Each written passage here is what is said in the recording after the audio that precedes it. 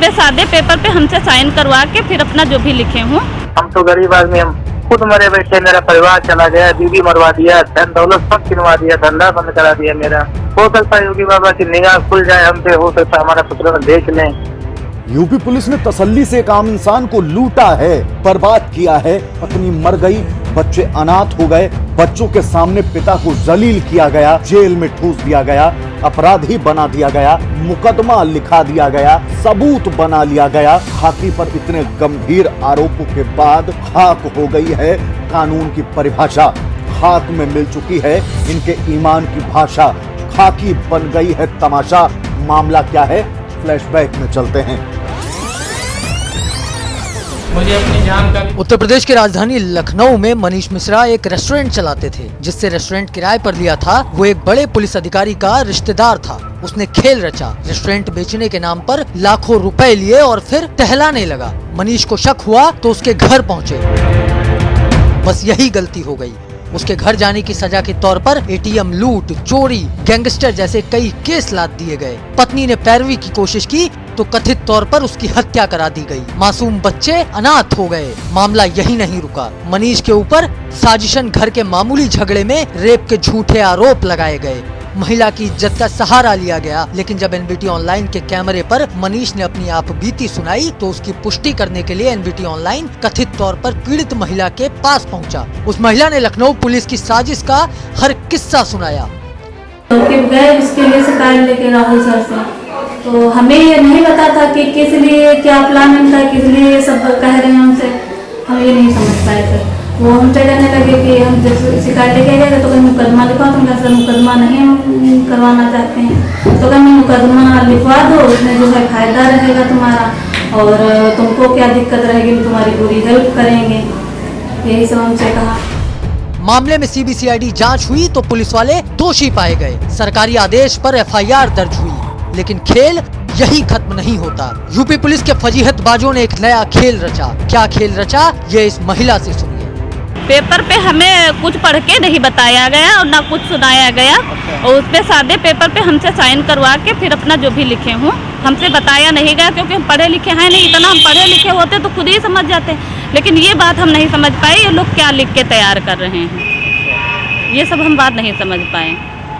थाने पर फिर बयान आपका दर्ज हुआ? हाँ, थाने पे वो मेरे मन मुताबिक बयान नहीं दर्ज हुआ और वो अपने हिसाब से बयान उसमें दर्ज किया। 3 बार मेरी वीडियो रिकॉर्डिंग बना के डिलीट किया, कहीं हम वो अपने पेशबंदी के लिए कर रहे हैं, हमको अपने बचाना। तुम्हारे ऊपर दोबारा एफआईआर दर्ज हुई है और ये उसी महिला ने दर्ज कराई है जो पहले कह रही थी कि जो है नहीं ये सब झूठा है।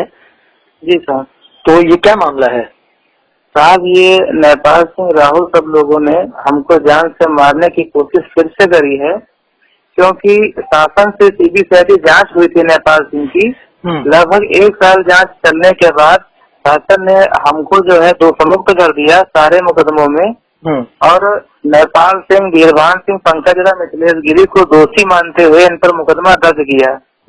लेकिन ये लोग बड़े आदमी हैं, मुकदमा लिखने के बाद भी सब ड्यूटी पे हैं और हमको आए दिन परेशान कर रहे हैं। अभी मार्च के महीने में उस महिला को इन लोगों ने ब्लैकमेल करके, गुमराह करके सादे कागज पे साइन लिया, जो कि महिला ने हमको मिली, उसने सब बताया कि भैया ये लोग बोले कि ऐसा है कि तुम जो है सादे कागज पे साइन करा के बोले कि तुम्हारा सुलह लगना है पहले वाले मुकदमे में और हम अपना वकील भेजेंगे तो कोर्ट में जाके मजिस्ट्रेट सामने कह देना तुम्हारा मुकदमा खत्म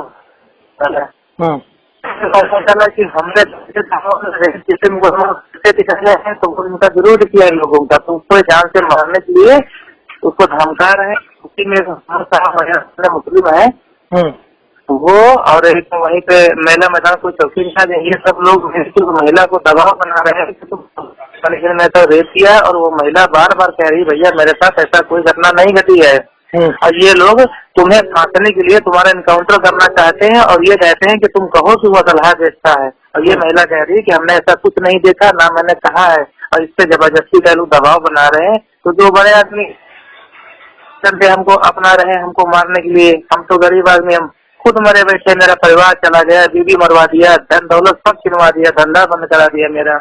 अब शासन से यही गुहार लगाना है, लगा रहे सबसे। हो सकता है योगी बाबा की निगाह खुल जाए हमसे, हो सकता है हमारा पुत्र देख लें, और जिस दिन उनकी निगाह खुली उस दिन सब लोग जेल के अंदर होंगे।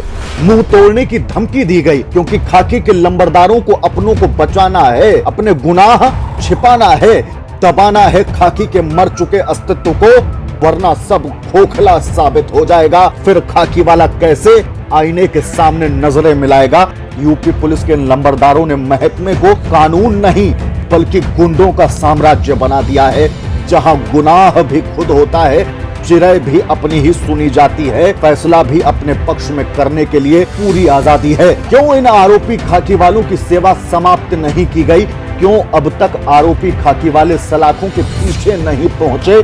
खाकी की लंबरदारी की लिस्ट में पहले 3 नाम थे, राहुल तिवारी, नेपाल सिंह, आरसी यादव। अब एक और नाम जुड़ गया है, मोहम्मद अहमद।